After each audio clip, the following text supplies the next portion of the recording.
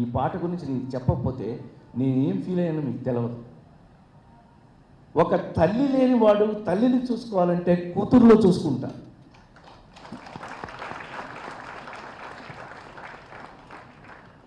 మా అమ్మ చనిపోతే 10వ సంవత్సరంలో, నా 10వ ఏట మా అమ్మ చనిపోతే,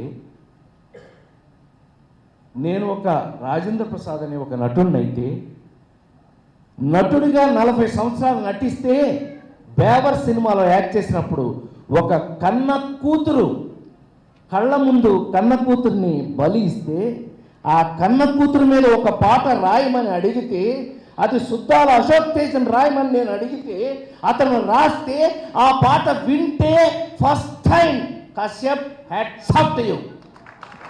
అతను లేడు ఇక్కడ, అతని కర్మ, వాడు లేకపోతే వాడి కర్మ. వాడు ఉంటే బాగుండేది. వాడు పాడితే ఆ పాటని ఫస్ట్ టైం మీరు నమ్మి తీరాలి. ఇంత ఎమోషన్ నాకు ఎందుకు వస్తుందని చెప్తున్నా. రమేష్ చెప్పాల నాకు ఆ పనికి మాలిన సెల్ ఫోన్లో వినిపిస్తే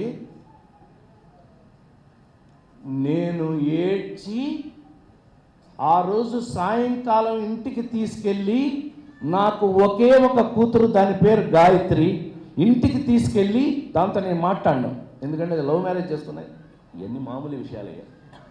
పిలిపించి దాన్ని ఇంట్లో దాన్ని ఎదురుగా కూర్చోబెట్టి ఆ పాట నా మనస్ఫూర్తిగా 4 సార్లు వినిపించిన వాడిని నేను.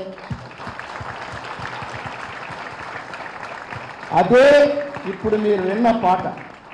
తల్లి తల్లి నా చిట్టి తల్లి, నా ప్రాణాలే పోయాయమ్మా. అమ్మ పోయినప్పుడు ఏడవలేదు ఈ లంది కొడుకు, కూతురు పోయినప్పుడు ఏడ్చాను. అసలైన తొలి వెలుగు. ఫాలో వాట్సాప్ @తొలి వెలుగు official.